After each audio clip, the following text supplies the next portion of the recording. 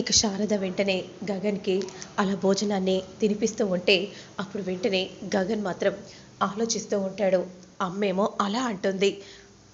నిజంగా భూమి నన్ను ఆ అపూర్వ బారి నుండి కాపాడడానికే ఇలా చేసిందా? అయినా అలా చేయడం ఎందుకో నాకొక్క మాట చెప్తే సరిపోతుంది కదా, నేనే చూసుకుంటాను కదా. ఆ గొడవ నాపడానికి నిజంగా భూమి అలా చేస్తే నాకెందుకు చెప్పలేదు అని మనసులో తనకు తానే అనుకుంటూ ఉంటాడు గగన్. అంతలో శారద వెంటనే, ఏమైందిరా, ఏం ఆలోచిస్తున్నావు? ఏం లేదమ్మా, నువ్వు భూమి గురించే ఆలోచిస్తున్నావని నాకు అర్థమవుతుందిరా. కానీ నేను చెప్పేది వినరా? భూమి తప్పు చేయలేదన్న విషయాన్ని భూమి తనంతట తానే చెప్పాలమ్మా. ఆల్రెడీ చెప్పాను. జిక నేనెప్పటికీ భూమిని నమ్మనని నిర్ణయం తీసుకున్నాను. కేవలం నీ కోసమే తనని వదిలిపెట్టానే తప్ప మరే ఉద్దేశంతో కాదమ్మా అని విధంగా అనగానే వెంటనే శారద మనసులో, వీడెప్పుడు తెలుసుకుంటాడో ఏంటో, పాపం భూమి వీడి కోసమే ఇలా చేసిందని వీడికి అర్థం కావట్లేదు అని అనుకుంటూ ఉంటాడు. సరేరా, మరి నేను వెళ్ళొస్తాను. సరే అమ్మా అని విధంగా అంటూ ఇక వెంటనే అక్కడి నుండి వెళ్తూ ఉంటారు. ఇక కట్ చేస్తే నెక్స్ట్ సీన్లో మాత్రం మనం ఏదో ఒకటి చెయ్యాలి అని గవ్వలక్క అంటూ ఉంటుంది. అవును, ఏం చేద్దాం పిన్ని, ఎలా చేద్దాం? ఆ భూమి నాకే వార్నింగ్ ఇస్తుంది. నేనేం చేయాలో నాకేం పాలు తోచట్లేదు. నేనున్నాను కదా, నేనన్నీ సెట్ చేస్తాను కదా. నేనున్నదే అన్నీ సెట్ చేయడానికి. నా దగ్గర ఒక మంచి ప్లాన్ ఉంది. ఏంటి పిన్ని? ఇప్పుడు నీకు ఎవరితో? భూమితోనే కదా నీకు వచ్చింది ప్రాబ్లం. కాబట్టి శాశ్వతంగా ఆ భూమిని ఇక్కడి నుండి దూరం చేస్తే అప్పుడు నీకు ఎలాంటి సమస్య ఉండదు కదా. అవును, ఉండదు. కానీ పిన్ని, ఎలా చేద్దాం పిన్ని? ఆ భూమికి ఎవరో ఒక బాయ్ ఫ్రెండ్ అని ఉంటారు కదా. ఏమో, తినే గగన్ అని ఉంటాడు. ఆ భూమి లవ్ చేస్తుంది. అయితే ఇంకేంటి, వాడిని మనం ఆయుధంగా వాడుకోవాలి. ఎలాగైనా సరే ఇక్కడికి రప్పించాలి. కానీ వాడు భూమి కోసం రమ్మంటే రాడు పిన్ని. ఎందుకంటే నేను వాళ్ళ అమ్మకి గుండు కొట్టబోయానని నా ఇంటికొచ్చి అందరి ముందు గుండు కొట్టాలని చూశాడు. అప్పుడు భూమి అడ్డుకుంది, చెంప పగల కొట్టింది. ఆ కారణంతో భూమిపై కోపంతో ఆ గగన్ ఉన్నాడు. అయితే మనం ఇక్కడ ఇందు పెళ్లి జరుగుతుందని చెప్పి వాడిని రప్పించాలి. ఎలా పిన్ని అని అనగానే ఇక వెంటనే ప్లాన్ అంతా కూడా చెప్తూ ఉంటుంది. ఇక వెంటనే నువ్వు ఫోన్ చేసి ప్లాన్ని ఇంప్లిమెంట్ చేయి. ఇదిగో ఫోన్ తీసుకో అని అంటూ గువ్వలక్క ఫోన్ని అపూర్వకి ఇస్తుంది. వెంటనే అపూర్వ ఫోన్ చేస్తుంది. వేరే మాటతో ఇలా మాట్లాడుతూ ఉంటుంది. హలో హలో, మీరు గగన్ గారి అన్నయ్యే కదా?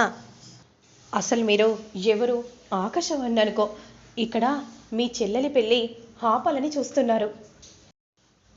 అసలు ఎవరు పెళ్ళిని ఆపాలని చూస్తున్నారు? ఎవరో ఇక్కడ రౌడీలున్నారు. ఎవరికి చెప్పాలో ఏం అర్థం కావట్లేదు. నీ పేరు మారుమోగింది, అందుకే నీకు ఫోన్ చేశాను. ఎందుకంటే నువ్వే కదా బాబు ఆ రోజు ఇంటికి వచ్చి ఆ అపూర్వపై యుద్ధం చేశావు.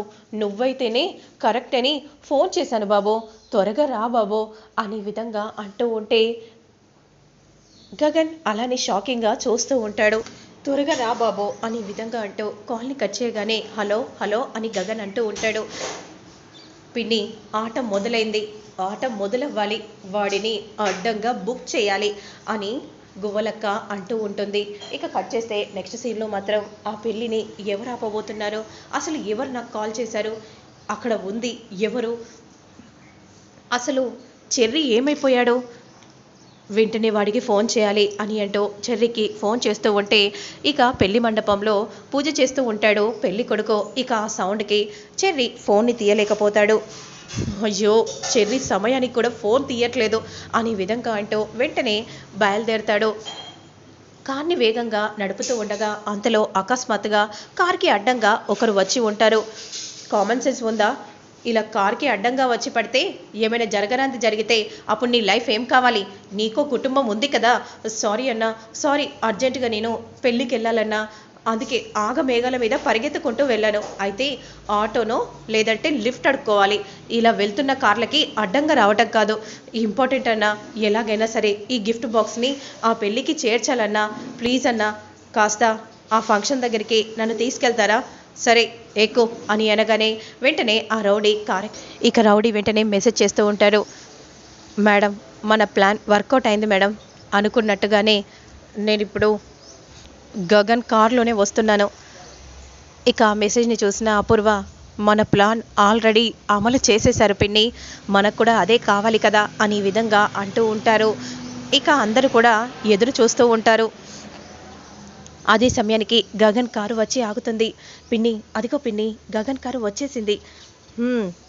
వచ్చేసింది కదా, ఇక వెంటనే నువ్వు చేయాల్సింది చేసిరా అని ఈ విధంగా అనగానే వెంటనే, సార్ ఇక్కడే సార్, ఇదే సార్, ఈ పెళ్ళే సార్ అని అంటూ కార్ని వెంటనే కార్లో నుండి వెంటనే దిగుతాడు.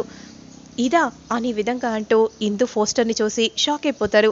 నేను ఎక్కడికి రాకూడదని అనుకున్నానో నేను అక్కడికే వచ్చానేంటి అని అనుకుంటూ వెంటనే అక్కడి నుండి వేగంగా వెళ్తూ ఉండగా, అయినా ఇందు పెళ్ళిని ఎవడో ఆపాలని చూస్తున్నాడు కదా, అసలు ఎవడై ఉంటాడు అని విధంగా అంటూ వెంటనే ఆ గిఫ్ట్ బాక్స్ తీసుకున్న అతను పరిగెత్తుకుంటూ వెళ్తూ ఉంటాడు.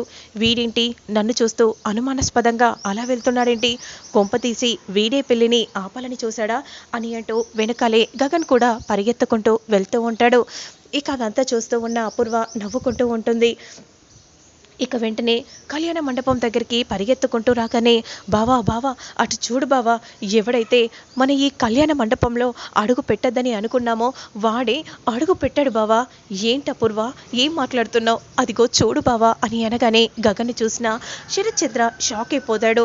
ఇక భూమి మాత్రం, ఈయనేంటి ఇలా తలుచుకున్నానా లేదా అలా ఉలిపడిపోయాడు, అయినా ఈయన ఇక్కడికి వచ్చాడంటే ఖచ్చితంగా ఏదైనా బలమైన కారణమే ఉంటుంది, అది ఏంటది అని విధంగా అనుకుంటూ వెంటనే భూమి గగన్ దగ్గరకు వెళ్తుంది. ఏంటండి ఇలా వచ్చారేంటి, నీకు చెప్పాల్సిన అవసరం లేదు, ఎందుకు వచ్చారని అడుగుతున్నాను. ఈ పెళ్ళిని ఆపాలని ఎవరో చూస్తున్నారు, అందుకే వచ్చాను అని అనగానే వెంటనే అపూర్వ వచ్చి, ఈ పెళ్ళిని ఆపడానికి నువ్వు వచ్చావని చెప్పు, ఎవరో ఆపడానికి ఎందుకు చేస్తారు, అయినా ఇక్కడ ఎంతమంది ఉన్నారు, ఎవ్వరూ ఈ పెళ్ళిని ఆపలేదు. కళ్యాణ మండపంలో పెళ్లి కొడుకు పెళ్లి కూతురు కూడా ఉన్నారు, మరి ఎవరు ఆపారని చూస్తారు. బావా, ఖచ్చితంగా ఈ గగన్ ఈ పెళ్లిని ఆపడానికి వచ్చాడు బావా అని అనగానే గగన్ ఒక్కసారిగా షాక్ అయిపోతాడు. రే, ఈ పెళ్లిని ఆపడానికి వచ్చావా, ఎందుకురా, చెప్పురా చెప్పు అని విధంగా అడుగుతూ ఉంటే, నిజం చెప్తుంటే వినరేంటి అని గగన్ కోపంగా అంటూ ఉంటాడు. భూమి షాకింగ్గా చూస్తూ